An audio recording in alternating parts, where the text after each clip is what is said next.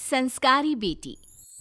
शालिनी की उम्र लगभग 28 साल की हो चुकी थी, लेकिन अभी तक उसकी शादी नहीं हुई थी। शालिनी के मम्मी पापा सरला और महेश जी ने कभी उसकी शादी के लिए कुछ ज्यादा कोशिश भी नहीं की। शाली मन ही मन चाहती थी कि दूसरी सहेलियों की तरह उसका भी घर बस जाए, लेकिन वो अपने मम्मी पापा से ये बात कहती भी तो कैसे कहती। माँ जानती है, मेरी सहेली है ना शीतल, उससे बेटी हुई है, बड़ी प्यारी बच्ची है उसकी। अरे ये तो बहुत अच्छी बात है। उसकी शादी भी तो 4 साल पहले हो गई थी ना। अब क्या करे बेटा, चाहते हैं तो हम भी यही है कि तुम्हारी शादी हो जाए, लेकिन कोई अच्छा लड़का मिलता ही नहीं। कोई बात नहीं मम्मी पापा, मैं जानती हूँ आप मेरे लिए बहुत अच्छा रिश्ता ढूंढना चाहते हैं, और अभी मेरी इतनी उम्र भी तो नहीं हुई है। अच्छा शालिनी बेटा, क्या है ना, मेरे पास नई साड़ी नहीं है और मुझे किटी पार्टी में जाना था, तो इस महीने तेरी तनख्वाह आ जाए तो एक नई साड़ी दिलवा देना बेटा। और बेटा मेरा मोबाइल भी थोड़ा पुराना हो गया है, 6 महीने से इसी को काम में ले रहा हूँ। एक नया मोबाइल ला देना बेटा। हाँ हाँ मम्मी पापा। और माँ, आप तनख्वाह की चिंता क्यों करती हैं? साड़ी तो मैं आपको कल ही दिलवा दूंगी। और रही बात आपकी मोबाइल की, तो मैं आज शाम को ही ऑफिस से लौटते वक्त ले आऊंगी। अरे भगवान सबको तुम्हारे जैसी बेटी दे, कितना ध्यान रखती है अपने मम्मी पापा का। पापा, आज आप दुकान नहीं जा रहे हैं क्या?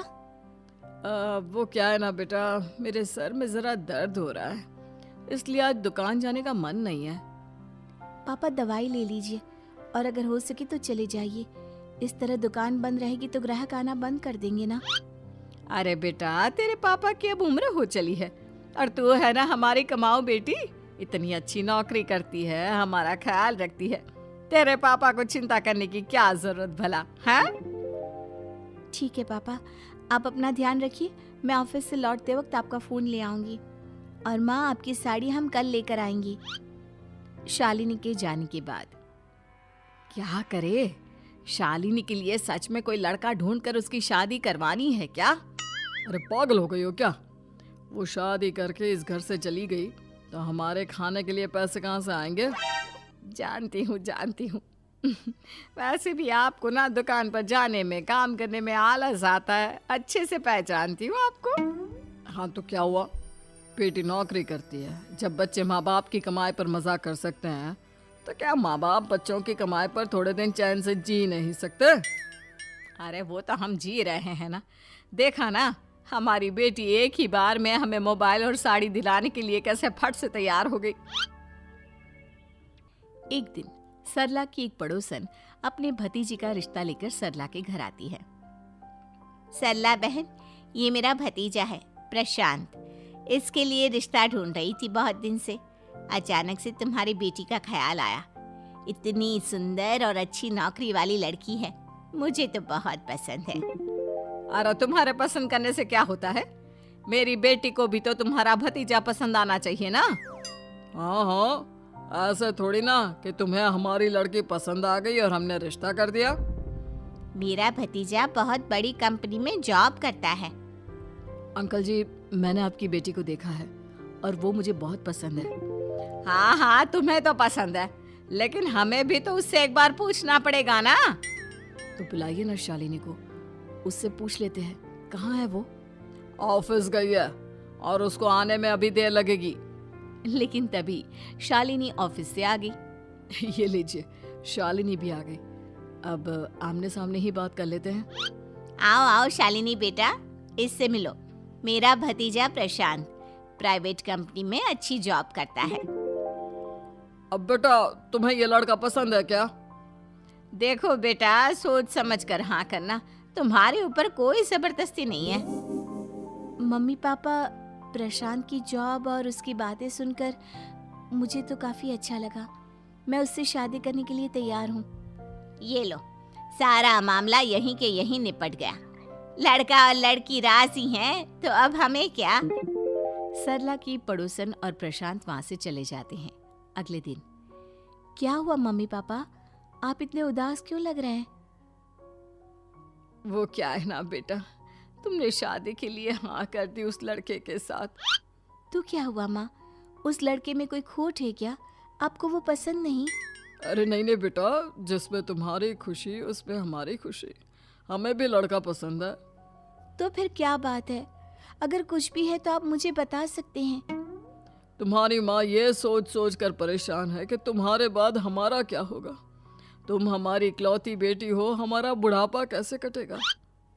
अब बेटा, हम अपने बारे में सोचकर तुम्हें जिंदगी भर शादी करने से रोक तो नहीं सकते ना। जाओ, तुम अपनी जिंदगी में खुश रहो, हमारा क्या है, जैसे तैसे जी लेंगे। हाँ, बात तो सही है बेटा। कैसे भी करके मैं दुकान का काम कर लूंगा। तुम और प्रशांत शादी करके खुश रहो। अपने माँ बाप की बात सुनकर शालिनी काफी दुखी हो जाती है। उसे लगने लगता है कि वाकई में उसकी शादी हो जाने के बाद उसकी माँ और बाप का ख्याल कौन रखेगा। और यही सोचकर वो एक दिन प्रशांत से मिलती है। देखो प्रशांत, तुम मुझे बहुत पसंद हो, लेकिन मैं चाहकर भी तुमसे शादी नहीं कर सकती। अरे क्या हुआ शालिनी? क्या तुम मेरी किसी बात से परेशान हो? नहीं नहीं प्रशांत, मैं अपने माँ बाप की इकलौती संतान हूँ। अगर मैं भी शादी करके घर से चली गई तो उनका ख्याल कौन रखेगा, उनका खर्चा कौन उठाएगा। तो क्या तुम सारी जिंदगी शादी नहीं करोगी? शायद नहीं प्रशांत, और अगर अपने माँ बाप के लिए ये भी करना पड़े तो इसमें गलत क्या है।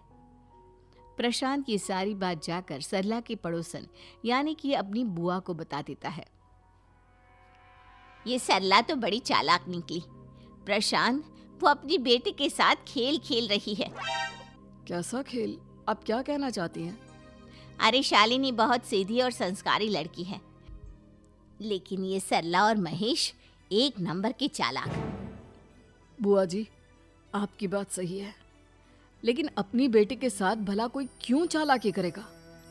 वो तो मैं तुझे कल बताऊंगी। तो कल सुबह मेरे साथ शालिनी के घर चलना। और फिर अगले दिन। क्या हुआ सरला बहन, तुम्हारी बेटी ने तो शादी के लिए मना कर दिया। अब पता नहीं बहन जी क्यों मना कर दिया। हम तो चाहते थे कि बेटी की शादी धूमधाम से करें। हमारी तो बहुत इच्छा थी कि शालिनी की शादी प्रशांत के साथ हो जाए, लेकिन अब क्या करें, वही नहीं चाहती। आंटी जी, शादी के बाद मुझे अपने माँ बाप की बहुत चिंता रहेगी। उनका ख्याल कौन रखेगा, और इसलिए मैं प्रशांत तो क्या किसी से भी शादी नहीं करना चाहती। अंधी हो गई हो क्या माँ बाप के प्यार में? पहले जरा अपने माँ बाप से सच तो पूछ लो। कैसा सच? यही सच शालिनी कि ये तुम्हारे सगे माँ बाप नहीं है और तुम इनके लिए सिर्फ पैसे कमाने का एक जरिया हो। अरे अरे, ये तुम क्या कह रही हो? सच ही तो कह रही हूँ भाई साहब। अब सीधे सीधे अपनी बेटी को अपनी सच्चाई बताओगे या फिर मैं कोई दूसरा तरीका निकालूं? हमें माफ कर दो शालिनी। वो क्या है ना, हमारी कोई औलाद नहीं थी और जब तुम छोटी थी तो हमने तुम्हें गोद ले लिया था। तो इस नाते तो मैं आपकी बेटी ही हुई ना। लेकिन तुम्हें गोद लेने का हमारा सिर्फ एक ही मकसद था कि बड़ी होकर तुम नौकरी करो और हमारे लिए पैसे कमाओ, क्योंकि तुम्हारे पापा को काम करने में बहुत आलस आता है। और ये सच है कि हम ही नहीं चाहते थे कि तुम्हारी कभी भी शादी हो। कोई बात नहीं मम्मी पापा, आपने मुझे गोद लिया, पाल पोस कर बड़ा किया। भले ही उसके पीछे आपका कोई भी इरादा सही, लेकिन मैं आपकी बेटी हूँ। शादी तो मैं प्रशांत के साथ कर लूंगी, लेकिन उसके बाद भी जिंदगी भर आप दोनों का ख्याल रखूंगी। शालिनी की बातें सुनकर सरला और महेश को अपनी गलती का एहसास होता है और वो उससे माफी मांगते हैं।